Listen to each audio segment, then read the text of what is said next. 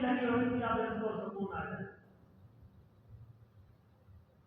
اور جتنا کھایا ہے وہ خون جمع ہو چکا ہے، اب مصلے پہ کھڑے ہو کے یہاں پر 20 رکعت نماز تراویح پڑھو تاکہ پڑھ کے تمہارے جسم کے اندر جو قدرات ہیں وہ سارے ختم ہو جائے اور خالصتاً وہ جسم کا حصہ باقی رہ جائے جو اللہ اللہ کرتا ہو،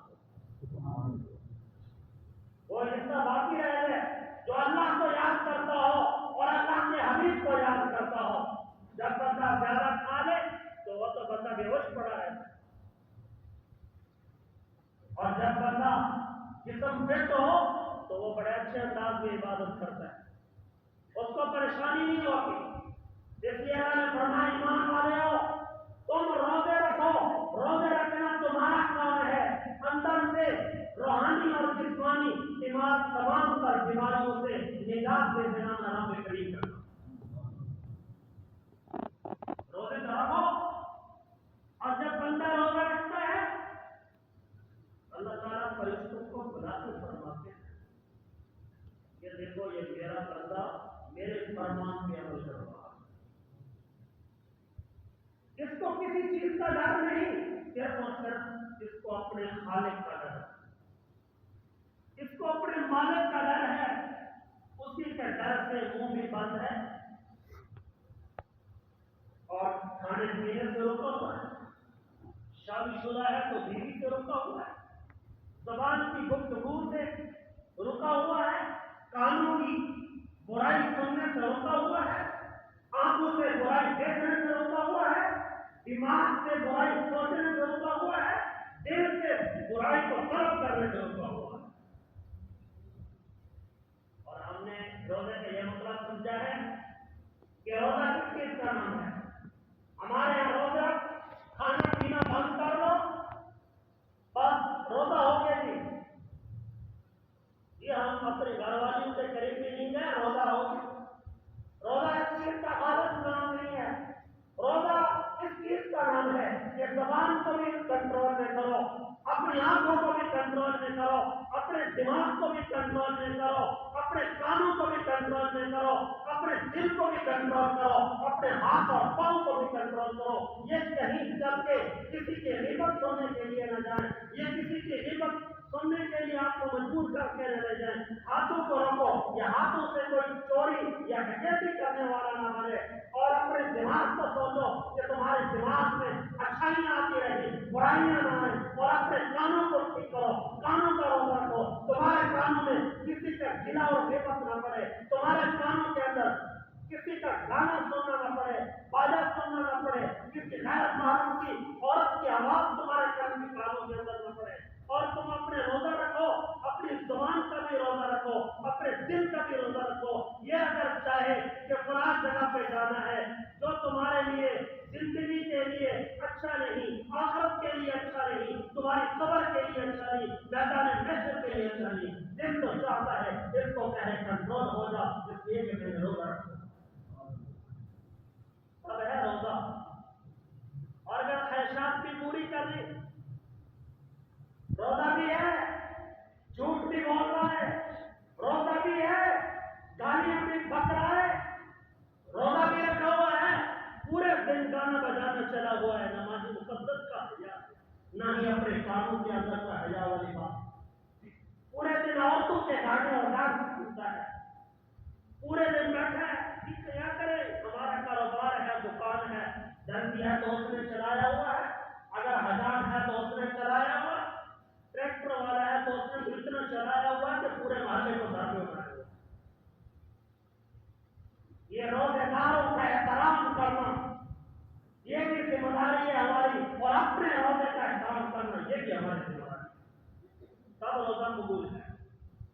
سرکار دو عالم صلی اللہ تعالی علیہ وسلم تشریف فرما ہوئے تھے، مسجد نبی پاک کے اندر اپنے مصلی میں تشریف فرما ہوئے تھے، ایک صحابی آ کے عرض کرتا ہے یا رسول اللہ صلی اللہ تعالی علیہ وسلم، ہمارے محلے میں دو بوڑھی مائیں ہیں، ان کو روزے کی شدت نے، پیاس نے، بھوک نے اتنا نڈھال کر دیا ہے، ان کی زندگی بہت ہی کشمکش کو پہنچنے والی ہے، ان کے لیے کیا حکم ہے، وہ افطار کر لے، وہ کیسے کرے؟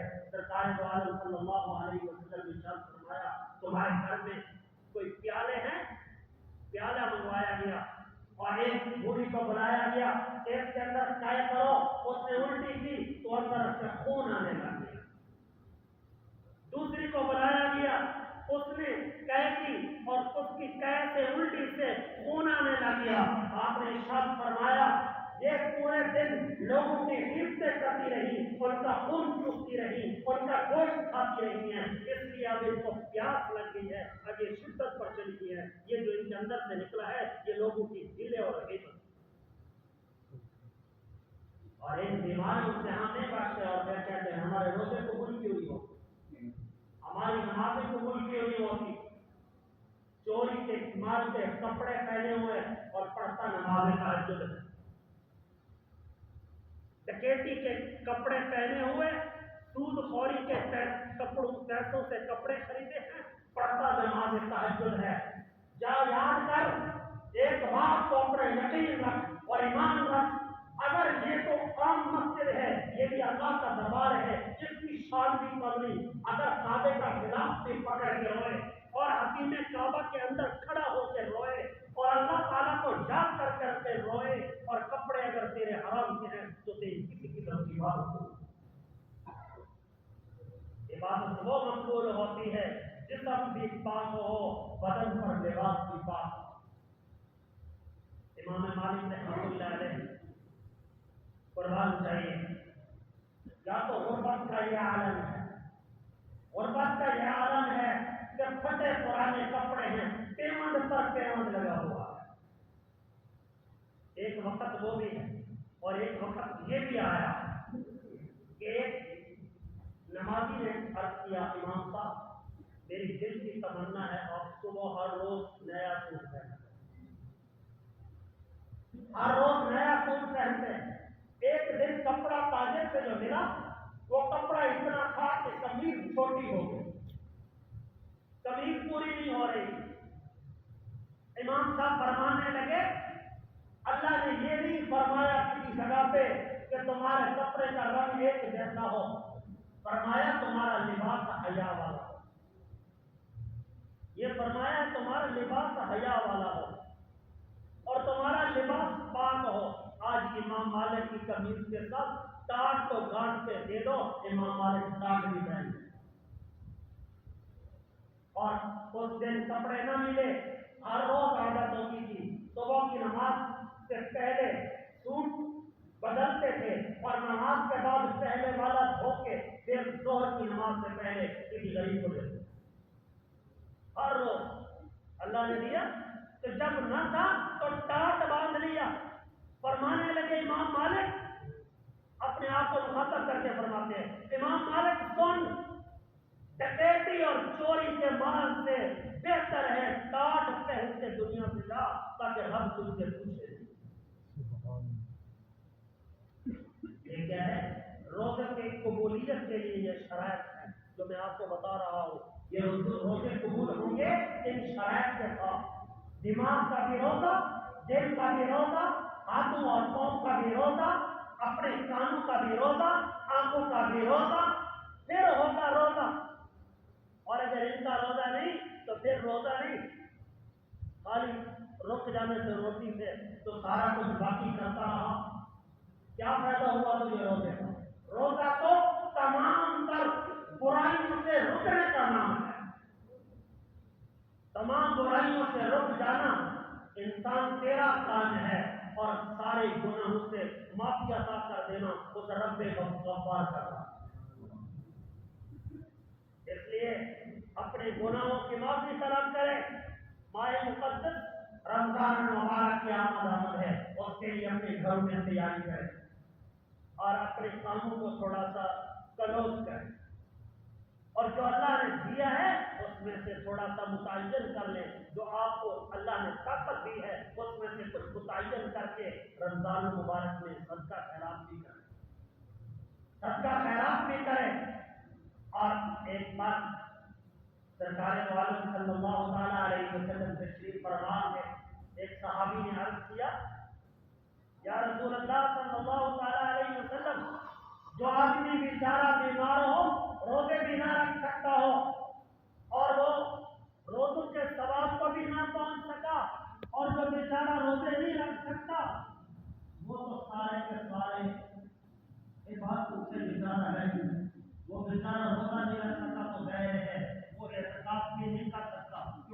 آپ کے لیے شرط ہے روزہ رکھنا.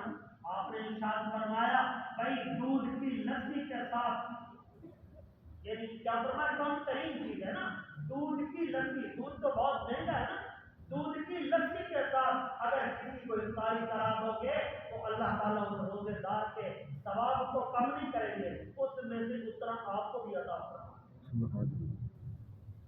جو آپ کے محلے میں پڑوسی ہوں، اگر وہ آپ کے پاس یہ نہ سوچیے غریب ہے، بھئی یہ کسی نے غلط فتویٰ دیا ہے کہ غریبوں کا افطاری کراؤ، یہ فتویٰ کسی نے غلط دیا ہے، روزے داروں کو افطاری کراؤ. وہ روزہ افطاری کرنے والا وہ امیر ہو یا غریب ہو، یہ کسی نے غلط فتویٰ دیا ہے کہ بس بھی غریبوں کو افطاری کرا دو. اور ایک فتویٰ اور بھی غلط ہے، وہ کیا کہ اب روزے نہیں رکھ سکتے، اب کیا کرنا ہے اس کی جگہ پہ صدقہ دینا ہے تو روزے داروں کو دے دو. یہ بھی غلط ہے. روزے کا فدیہ غریبوں کو دینا ہے، مسکینوں کو دینا ہے، فقیروں کو دینا ہے، یہ ان کا حق ہے. اور افطاری روزے داروں کو کرانی ہے، اس لیے کہ افطاری روزے دار کا سمجھا گیا مطلب. ہاں ویسے کوئی صدقہ خیرات کرتا ہے اور ان کو کھلا دیتا ہے تو گناہ نہیں، ثواب ہے، نیکی ہے. لیکن انہوں نے روزہ نہیں رکھا، ثواب تو آپ کو ملے گا لیکن روزے والا ثواب نہیں ملے گا. روزے والا ثواب آپ کو وہ ملے گا جس نے روزہ رکھا ہوگا، ثواب ملے گا، اس میں کوئی شک نہیں. ایک کے بدلے اللہ 70,000 عطا فرمائے اور اللہ تعالیٰ لاکھوں میں عبادتوں کو کر دیتے ہیں.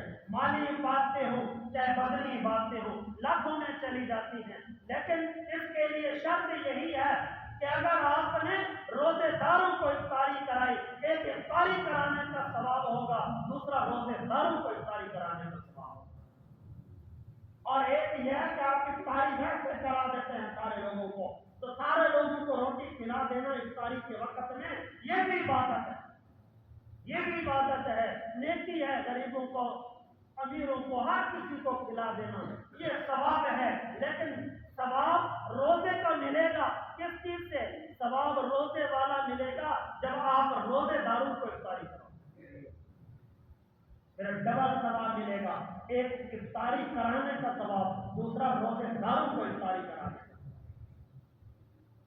اور اس بات میں مغالطہ نہیں ہونا چاہیے کہ ہم نے جو دینا ہے صدقہ دینا ہے، اپنے روزوں کا فدیہ دینا ہے، تو وہ فدیہ کس کو دینا ہے؟ غریبوں کو دینا ہے، فقیروں کو دینا ہے، مسکینوں کو دینا ہے، یتیموں کو دینا ہے. یہ ان کا حق ہے. اور جس سے بھی پوچھو کہتا ہے میں بڑا حقدار ہوں. گاؤں کا چودھری ہے، آگے پیچھے کہتا ہے چودھری زکات کی باری ہو تو اس کی زنانی کا نام بھی ہوتا ہے، اس کا نام بھی ہوتا ہے. چودھری صاحب بھی غریب ہے، چودھری صاحب کی گھر والی بھی غریب ہے. واقعہ یہ بیچارہ غریب ہے اس لیے کہ اس کا ایمان کمزور ہے. ایمان مضبوط ہوتا تو کسی سے ہاتھ آگے نہ کرتا. لکھا ہے کہ بغداد شریف میں ایک بار قافلہ نکلا حضرت امام مالک رحمۃ اللہ تعالی علیہ کے ماننے والوں کا، پیروکاروں کا. تو وہ جانے لگے تو آگے دیکھا کہ ایک عورت ہے، وہ مری ہوئی مرغی اٹھا کے اپنے گھر کو جا رہی ہے، پردہ لپیٹا ہوا ہے، مرغے میں ہے، مری ہوئی مرغی اٹھائی اور گھر کو دوڑ گئی. تو ایک حاجی صاحب کے دل میں خیال آیا ہم ان سے پوچھیں یہ کیوں لے گئے. تو انہوں نے پتا کرا تو اس نے کہا میرے بچے کئی دنوں سے بھوکے ہیں، ان کے پیٹ میں کچھ نہیں گیا اور تم بڑے حاجی بنے پھرتے ہو، بڑے ولی اللہ بنتے ہو، بڑے نیکیاں کرنے والے بنتے ہو. میں سید ذاتی ہوں، میرے اوپر صدقہ زکات لگتا نہیں کہ میں صدقہ زکات مانگتے ہوں. اس لیے اللہ نے حکم دیا ہے جب حالت مجبوری کی بن جائے پھر حرام کھا لو، صدقہ زکات نہیں. اور ہمارے اندر یہ بیماری بھی ہے کہ ہم صدقے والے پیسے، فطرانے والے پیسے یہ اٹھائے سید بادشاہ کو دے کے آتے. بھائی سید بادشاہ پر لگتے نہیں، جنہوں نے دیے ہیں ان کے لگے نہیں، دوبارہ دو۔ ایک روزے کا فطرانہ، اس کا صدقہ 2 کلو گندم یا اس کی قیمت، 2 کلو کھجور یا اس کی قیمت، 2 کلو کشمش یا اس کی قیمت، 2 کلو جو یا اس کی قیمت، جو آپ کو جیتا ہے۔ بلکہ غلط ہو گیا، 4 کلو کھجور اور 4 کلو جو، 4 کلو کشمش، 2 کلو گندم، گندم کے 2 کلو، کشمش، کھجور یا جو ان کے 4 کلو، ان کے 4 کلو کا ریٹ ادا کرو۔ اگر اللہ نے طاقت دی ہو تو اللہ تعالیٰ کے راستے میں دے دو، جتنا اللہ تعالیٰ دے اتنا ہی زیادہ دو۔ اور ایک اور مسئلہ کہ جب رمضان مبارک کا مہینہ آ جاتا ہے تو آگے پیچھے کہتے ہیں ہم سنی ہیں، رمضان کا مہینہ آ گیا تو کہتے ہیں اب ہم بن گئے باقی۔ یہ پتہ نہیں کس نے نماز کو توڑنے والا راستہ بتایا۔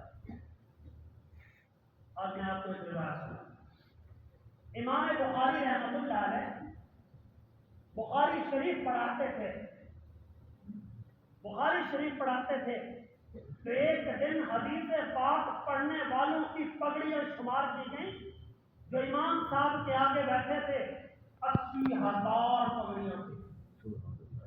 کتنے؟ 80,000، اور سارے کے سارے اپنے وقت کے علماء تھے، حدیث پاک پڑھنے آئے۔ ہر ایک سے پوچھا گیا کہ آپ نے اس سال رمضان المبارک کے مبارک مہینے میں کتنی رکعات نماز تراویح پڑھی ہے؟ تو سب نے بتایا 80,000 علماء نے فرمایا ہم نے 20 رکعات نماز تراویح پڑھی۔ یہ توڑ پھوڑ والا عقیدہ نہیں ہے، توڑ پھوڑ والا عقیدہ غلط ہے۔ جس نے بھی سکھایا جی میری ٹانگیں درد کر رہی تھی تو بیٹھ جا، شریعت نے ظلم تو نہیں کیا۔ قرآن مجید اٹھا کے دے، اللہ فرماتے ہیں لا اکراہ فی الدین، کسی پر جبر نہیں ہے۔ اگر کھڑا ہو کے نہیں پڑھ سکتا بیٹھ کے پڑھ، بیٹھ کے نہیں پڑھ سکتا لیٹ کے پڑھ، لیٹ کے پڑھ کے، اگر اشارے سجدہ نہیں کر سکتا اشاروں کے ساتھ نماز پڑھ، معافی نہیں ہے۔ بیٹھ کے پڑھ، کھڑا نہیں ہو سکتا تو بیٹھ جاؤ، اگر بیٹھ کے نہیں پڑھ سکتا لیٹ کے پڑھ، سجدہ نہیں کر سکتا تو اشاروں سے پڑھ، معافی نہیں ہے، معافی نہیں ہے۔ یہ کسی نے غلط سبق دیا ہے معافی والا، یہ معافی والا سبق غلط ہے۔ سیدھا سیدھا سبق یاد کر کے جاؤ، 20 رکعت نماز تراویح ہے، اس لیے سرکار دو عالم صلی اللہ تعالی علیہ وسلم کی مبارک ہستی کے مبارک زمانے میں صرف 3 راتیں پڑھی گئی نماز تراویح، صرف 3 راتیں، زیادہ نہیں پڑھی گئی۔ حضرت ابو بکر صدیق رضی اللہ تعالیٰ عنہ کے زمانے میں جماعت نہیں ہوئی، نہیں پڑھی گئی۔ حضرت عمر بن خطاب رضی اللہ تعالیٰ عنہ تشریف لائے اور سارے صحابہ جمع ہوئے سرکار دو عالم صلی اللہ تعالیٰ علیہ وسلم کے روضہ انور کے سامنے۔ وہاں پر فتویٰ ہوا، فتویٰ اس بات پر ہوا کہ حضرت عمر قرآن مجید پڑھائیں گے، سنائیں گے، سارے صحابہ سنیں گے، 20 رکعت نماز تراویح ہوگی۔ حضرت عمر خود مصلی پہ تشریف لے گئے، 20 رکعت نماز تراویح پڑھی گئی، سارے صحابہ نے قرآن مجید سنایا۔ فرمایا کہ حضرت عمر رضی اللہ تعالیٰ عنہ کے ہاتھ میں ڈنڈا تھا، پہلے صفیں سیدھی کی ہیں۔ کیا فرمایا؟ ہاتھ میں ڈنڈا تھا، پہلے صفیں سیدھی کی، جس کا کندھا ٹیڑھا ہوتا اس کے کندھے پہ ڈنڈا کھڑکاتے، جس کا پیٹ آگے نکلا ہوتا اس کے پیٹ پر مارتے، جس کی پیٹھ پیچھے نکلی ہوتی تھی اس کے پیٹھ پر مارتے، فرماتے سیدھا ہو کے رب غفار کے دربار میں آیا ہے، کسی اور کا دربار میں۔ اور ڈنڈے کے ساتھ پڑھائی گئی۔ جنہوں نے 20 رکعت نماز تراویح پڑھائی ہے، 20 رکعت نماز تراویح کا کیا فائدہ ہوا؟ سنو اگلی بات۔ حضرت عمر رضی اللہ تعالیٰ عنہ نے 20 رکعت نماز تراویح پڑھائی، سارے صحابہ نے اجماع کیا، سارے صحابہ نے اس کے اوپر صفحے پر مہریں لگائی، اور 20 रकात तरावी का फायदा यह हुआ कि जंगल में दरिंदे भी किसी से तकलीफ नहीं करते थे, वो कहते थे हजरत उमर की हुकूमत। दरिंदे भी डरते थे कि हजरत उमर की हुकूमत है, इसलिए कि वो 20 रकात नमाज़े तरावी पढ़ते थे, जब अल्लाह का कुरान पढ़ते थे, फिर क्या ही शान होती थी। जब कुरान मजीद में जन्नत की खुशखबरी आती तो हजरत उमर रज़ियल्लाहु ताला अन्हु नमाज के अंदर ही खुश हो जाते थे, और जब कहीं परेशानी का आलम आता, जहन्नम के बयान होते, हालात जहन्नम का तज़किरा होता, जहन्नमियों का तज़किरा होता, तो फिर हजरत उमर रज़ियल्लाहु ताला अन्हु रोने लग जाते। एक दफा सरकार दो आलम सल्लल्लाहु ताला अलैहि वसल्लम तशरीफ लाए। बड़ा अजीब है, सरकार दो आलम सल्लल्लाहु ताला अलैहि वसल्लम की तशरीफ आवी के मौके पे देखा तो हजरत अबू बकर सिद्दीक रज़ियल्लाहु ताला अन्हु कुरान मजीद पढ़ रहे हैं, कुरान मजीद पढ़ रहे हैं ऐसा ऐसा, और इतनी देर में आगे जाके देखा कि हजरत उमर बिन खत्ताब रज़ियल्लाहु ताला अन्हु बड़े वाजिब से कुरान मजीद पढ़ रहे हैं, बड़े वाजिब में है, बड़ी दूर दूर तक आवाजें जा रही हैं, और हजरत उमर कुरान पढ़ रहे हैं, और जहां बारी आती है जन्नत की तो खुश हो रहे हैं, जहां जहन्नम का तज़किरा आता है वहां रोने लग जाते हैं। सरकार तशरीफ लाए, फरमाया उमर थोड़ी सी अपनी आवाज को ऐसा कर, क्या फरमाया उमर अपनी आवाज को थोड़ा सा ऐसा कर दे। हजरत अबू बकर ने फरमाया अपनी आवाज को थोड़ा सा ऊंचा कर दे, थोड़ी सी अपनी आवाज ऊंची कर दे। तो अब ये हुक्म मिला है, अब हमें क्या करना है, अब रमजान मुबारक की आमद आ गई है। अब हर एक जिसके घर में कुरान मजीद पहले पढ़ा हुआ है वो उसको ठीक कराए, जिसके घर में बरीक लाम है उसकी नजर कमजोर हो गई है नया ले। और ये नहीं है कि उधर से लो और अपने मस्जिद में रख जाओ, कहते बस लोग पढ़ेंगे मैं जन्नत का टिकट, ऐसा नहीं करना। कुरान मजीद को खुद लो पढ़ो, अपने घर में भी पढ़ो, मस्जिद में आओ तो मस्जिद में भी पढ़ो। कुरान मजीद को पढ़ने के लिए पहले अदब जरूरी है, कुरान मजीद को चूमो, सीने से लगाओ। मैंने अगले दिन भी रिवायत बयान की, हजरत उमर बिन खत्ताब रज़ियल्लाहु ताला अन्हु जब 22 लाख मुरब्बा मील की बादशाह पर बैठे थे, फरमाते सुकून नहीं है जब मस्जिद नबी पाक में तशरीफ लाते हैं, फिर अपने घर में जाते हैं, अपनी बीवी के पास बैठते हैं, फरमाते हैं मेरे लिए कुरान मजीद लाओ। बीवी कुरान मजीद लाती है, फिर अपने सीने से लगाते हैं, फिर चूमते हैं, आंखों पे लगाते हैं, फिर अपनी पगड़ी सर से उतार के अपने सर पर कुरान मजीद को रखते हैं, फिर सीने से लगा के फरमाने लगे ना मुझे बच्चे देखकर सुकून आया, ना बीवी देख के सुकून आया, ना 22 लाख मुरब्बा मील की बादशाहत पर बादशाही तख्त पे बैठकर मुझे सुकून आया। जो सुकून आया है वो रब्बे करीम की किताब कलाम मुक़द्दस से आया। इसलिए आपसे गुजारिश है कुरान मजीद को चूमना भी है, सीने से भी लगाना है, पढ़ना भी है, इस पर अमल भी करना है। अल्लाह ताला